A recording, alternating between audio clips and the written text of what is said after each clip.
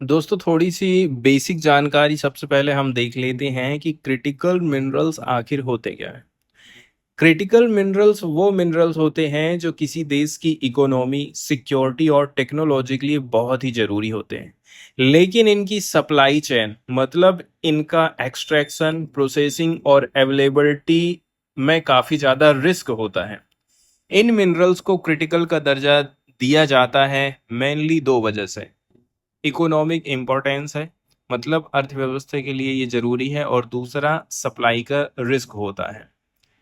अब अर्थव्यवस्था के लिए जरूरी है कैसे करके, इसी के माध्यम से रिन्यूएबल एनर्जी हमारी हो चालू हो पा रही, जैसे कि सोलर पैनल बनाए जा रहे हैं, वाइंड टरबाइन बनाए जा रहे हैं, इलेक्ट्रिक व्हीकल इन्हीं से चल पा रहे हैं, इलेक्ट्रिक बैटरी के माध्यम से।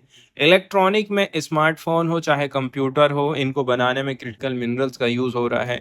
डिफेंस इक्विपमेंट भी इनसे बनाए जा रहे हैं, चाहे वो हमारी मिसाइल हो, चाहे वो हमारे फाइटर जेट्स हो, चाहे वो टेलीकम्युनिकेशन के लिए फाइबर ऑप्टिक केबल। अब बात कर लेते हैं सप्लाई के रिस्क की। ठीक है, अब देखिए, इन मिनरल्स का प्रोडक्शन या प्रोसेसिंग दुनिया में सिर्फ चुने हुए देशों तक ही सीमित है। इसका मतलब है कि अगर किसी वजह से उन देशों से सप्लाई रुक जाती है, जैसे वार हो गया, ट्रेड हो गया, रिस्ट्रिक्शन हो गया, पॉलिटिकली इंस्टेबिलिटी आ गई, तो पूरे वर्ल्ड में इनकी कमी हो सकती है, जिसकी वजह से इकोनॉमिक क्राइसिस आ सकता है। मुख्य एग्जाम्पल में कौन कौन से मटेरियल आते हैं आप देख सकते हैं। Lithium, cobalt, nickel. Lithium, cobalt, nickel, इनके माध्यम से इलेक्ट्रिक व्हीकल की बैटरी बनाई जाती है।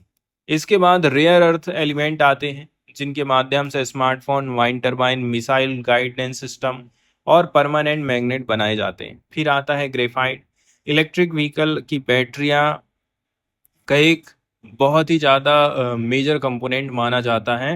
एंड सिलिकॉन, सेमीकंडक्टर और सोलर पैनल इसके माध्यम से बनाए जाते हैं। अब वर्ल्ड का जो सबसे ज्यादा डोमिनेटेड प्लेयर है दोस्तों, वो है चाइना।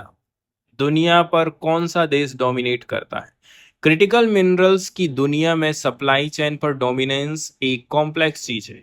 कोई एक देश पर सब पर डोमिनेट नहीं करता है, लेकिन चाइना का रोल सबसे ज्यादा इंपॉर्टेंट और डोमिनेंट है, खास करके प्रोसेसिंग के मामले में। अब बहुत सारे देश हैं, पार्टिकुलरली यदि हम जैसे कि माइनिंग की बात कर लें, प्रोसेसिंग एंड रिफाइनिंग की बात कर लें। अब जब हम माइनिंग की बात करते हैं दोस्तों, तो इंडोनेशिया जो है निकिल का वर्ल्ड का लार्जेस्ट प्रोड्यूसर है। इसके अलावा democratic Republic of Congo cobalt का वर्ल्ड का लार्जेस्ट प्रोड्यूसर है। 70% हिस्सा कोबाल्ट का यहीं से पैदा हो रहा है। अब आप सोच सकते हैं, जो अफ्रीकन कंट्रीज जिसको आप गरीब समझ रहे हैं, हम लोग गरीब समझ रहे हैं, लेकिन चाइना वहां पर जाकर के अपनी दोस्ती का हाथ क्यों बढ़ा रहा है? इसलिए बढ़ा रहा है। ऑस्ट्रेलिया लिथियम के मामले में है, चिली लिथियम और कॉपर के मामले में, एंड चाइना खुद भी बहुत सारे मिनरल की माइनिंग करता है, लेकिन उसका असली डोमिनेंस प्रोसेसिंग में है। नमस्कार दोस्तों, मेरा नाम है रंजीत और स्वागत है आप सभी का आरकेजे अकेडमी पर। दोस्तों, अभी हाल फिलहाल में प्रधानमंत्री नरेंद्र मोदी की तरफ से एक स्कीम का अनाउंसमेंट किया गया है, जिसमें सरकार 1500 करोड़ रुपए इन्वेस्टमेंट करने वाली है, खर्चा करने वाली है, ताकि हमारे देश में जो क्रिटिकल मिनरल्स की कमी है उसको हम थोड़ा कुछ हद तक तो पूरा कर सकें। सरकार का कहना है ना तो हम कोई नई खदान खोदने जा रहे हैं, ना ही हम इसके लिए कुछ रिसर्च वगैरह करने वाले हैं। हमारा जो देसी जुगाड़ है, हमारे पास ऑलरेडी से जो कूड़ा कचरा पड़ा हुआ है, जिससे हम लोग प्लास्टिक निकालते थे, खाली प्लास्टिक को रिसाइकिल करते थे। अब हम ये सोचे हैं कि आप लोग मोबाइल, टूटा फूटा लैपटॉप, जो भी इलेक्ट्रॉनिक वाली चीजें हैं, या फिर कुछ और अन्य चीजें, यहाँ से आप क्रिटिकल मिनरल्स को निकाल करके लेके आइए। इसको प्रमोट करने के लिए सरकार का कहना है कि हम आपको 1500 करोड़ रुपए देंगे। तो प्राइम मिनिस्टर मोदी जी की चेयर की गई यूनियन कैबिनेट ने आज एक 1500 करोड़ की इंसेंटिव स्कीम को अप्रूवल दिया है।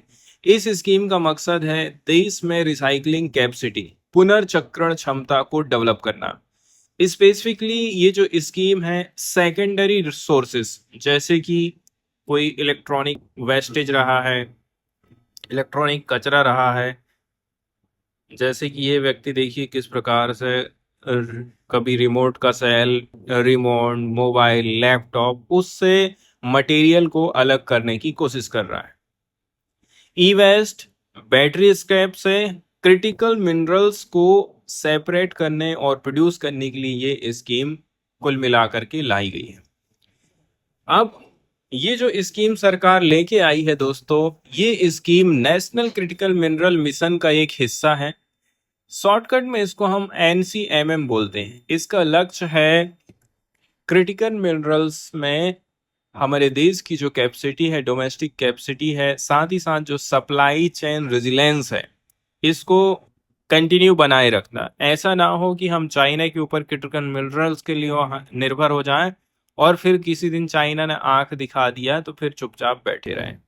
अमेरिका पता चला 50% टैरिफ लगाना चालू कर दिया तो हम क्या कर लेंगे। इसलिए सरकार चाहती है, अब ये एक ऐसा सेक्टर है जिसमें हमारे ऊपर कोई भी देश दबाव डाल सकता है, इसलिए हमारे देश की जो कैपेसिटी है उसको हमें थोड़ा सा इंक्रीज करने की जरूरत है। दोस्तों जो क्रिटिकल मिनरल्स होते हैं, ठीक है, इनको ढूंढना, उनका ऑक्शन करना, माइंस को ऑपरेशनल करना और फॉरेन एसेट को खरीदना, इन सब प्रोसेस में बहुत ज़्यादा टाइम भी लगता है, गेस्टेशन पीरियड जिसको बोलते हैं, तब जाकर के इंडस्ट्री को मिनरल्स मिल पाते हैं। इसलिए शॉर्ट टर्म में सप्लाई चेन को सस्टेन करने का एक अच्छा और समझदारी भरा तरीका यही है, प्रूडेंट वे यही है कि हम सेकेंडरी सोर्सेज जैसे पुराने सामान को रिसाइकिल करें और वहां से ये मटेरियल निकालें। इस स्कीम की जो टेन्योर है, टाइम पीरियड है, वो 6 ईयर रखा गया है, 6 साल, जो फाइनेंशियल ईयर 2025-26 से चालू होकर के 2030-31 तक चलेगा। इसमें रिसाइकिल करने के लिए जो सामान यूज होगा वो क्या क्या रहेगा, जैसे कि हम शुरू में ही आपको बताए थे, ई वेस्टेज, ये पूरा सामान यूज हो जाएगा। आपके पास जो खराब मोबाइल है उसको भी रिसाइकिल करने की बातचीत यहाँ पर चल रही है, चाहे वो लैपटॉप हो, टीवी हो, रिमोट हो, माउस हो, कीबोर्ड हो, सबको रिसाइकिल करो। जो एकदम कूड़ा कचरे की के रूप में पड़ा हुआ है वो सारी चीजें इसमें आ जाएंगी। तो ई वेस्ट, लिथियम आयन बैटरी का कचरा, ई वेस्ट मतलब LIB के अलावा अन्य स्क्रैप जैसे पुरानी गाड़ियों के कैटलिक कन्वर्टर। इस स्कीम के फायदे उठाने वाले जो बेनिफिशरीज हैं, बड़े और स्टेब्लिश रिसाइकलर्स के साथ साथ छोटे और नए रिसाइकलर्स, स्टार्टअप भी इंक्लूड हो जाएंगे। अब दिक्कत वाली बात यह हो जाती है, हमारे देश में जो रिसाइकलिंग का काम है ज्यादातर गरीब लोग करते हैं, मतलब ऐसे लोग जो कि सेफ्टी का भी ध्यान नहीं दे रहे हैं। जैसे अब ये महिला को देख लीजिए आप, ये अनऑर्गेनाइज सेक्टर के अंदर में काम कर रही है। अब इसको तो इस स्कीम का फायदा कैसे करके सरकार देगी, क्वेश्चन यहाँ पर ये उठता है।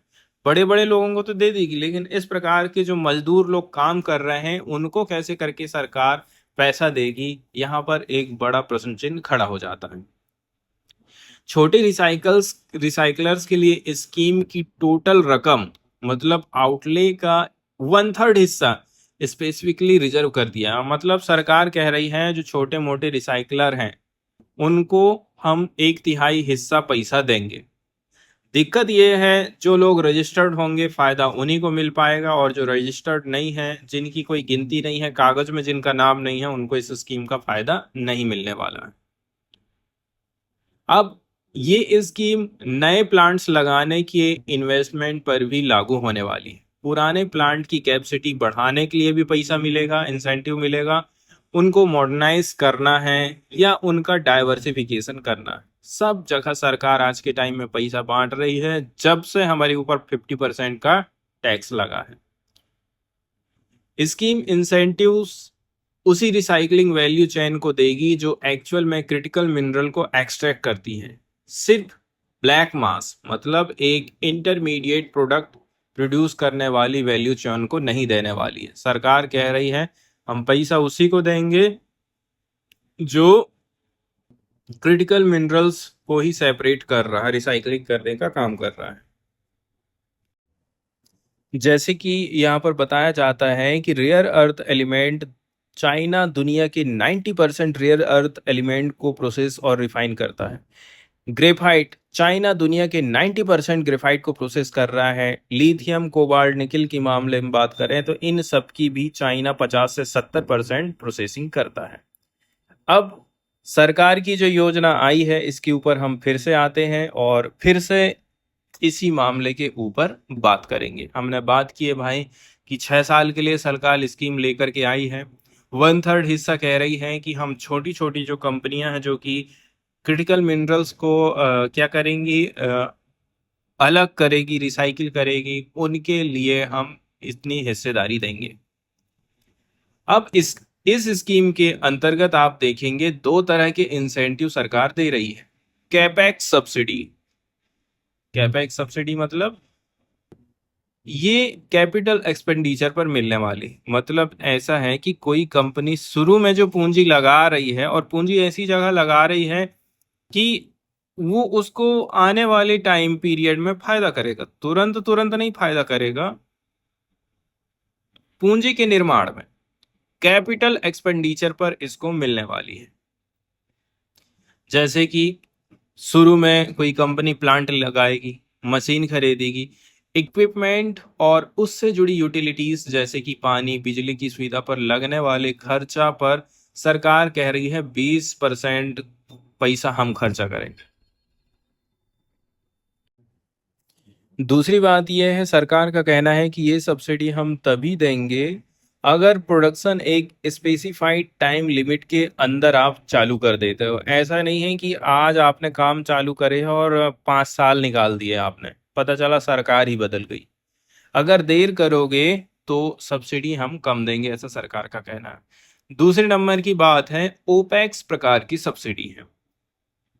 अब ये जो ओपेक्स सब्सिडी है ये जैसे कि नाम से ही ऑपरेशनल एक्सपेंडिचर पर मिलने वाली है, मतलब आप जो ऑपरेशन कर रहे हैं उसमें सरकार सब्सिडी देगी। और ये जो इंसेंटिव है इसके लिए सरकार ने बेस ईयर भी निर्धारित कर दी है। बेस ईयर है 25-26 का, 2025-26 का। तो बढ़ी हुई सेल्स, इंक्रीमेंटल सेल्स पर सरकार देगी।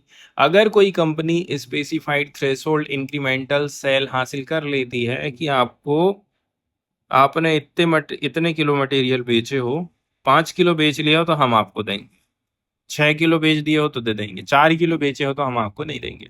अगर कोई company specified threshold incremental sales हासिल करेगी तो 26-27 से 30-31 के बीच में एलिजिबल ऑफेक्स सब्सिडी का 40% इंसेंटिव सेकेंड ईयर में और बचा हुआ 60% फिफ्थ ईयर में सरकार देगी। इस प्रकार सरकार प्लानिंग करी। अब ज़्यादा से ज़्यादा कंपनीज को फायदा पहुंचाने के लिए हर कंपनी को मिलने वाले टोटल इंसेंटिव मतलब कैपेक्स प्लस ओपेक्स की एक सीलिंग भी सरकार ने लगा दी है। जैसे बड़ी कंपनी के लिए मैक्सिमम 50 करोड़, ठीक है, और इसमें ओपेक्स सब्सिडी की अलग से मैक्सिमम जो लिमिट है 10 करोड़ है। छोटी कंपनी के लिए मैक्सिमम 25 करोड़, इसमें ओपेक्स सब्सिडी की अलग से मैक्सिमम लिमिट जो है 5 करोड़ रखी है सरकार ने। अब बात करते हैं इस स्कीम से क्या रिजल्ट आने की सरकार उम्मीद कर रही। सरकार का कहना है कि कम से भी कम 270 किलो टन हर साल हमको मटेरियल मिल जाएगा। इससे लगभग 40 किलो टन सालाना क्रिटिकल मिनरल का प्रोडक्शन हम कर पाएंगे। इससे करीब 8,000 करोड़ का इन्वेस्टमेंट आने वाला है। लगभग 70,000 डायरेक्ट और इनडायरेक्ट रोजगार यहाँ से क्रिएट होगा। ये स्कीम बनाने से पहले इंडस्ट्री और दूसरे स्टेक होल्डर के साथ कई राउंड में कंसल्टेशन भी हुई है, डेडिकेटेड मीटिंग्स और सेमिनार के थ्रू, ताकि सबकी राय सरकार ले सके।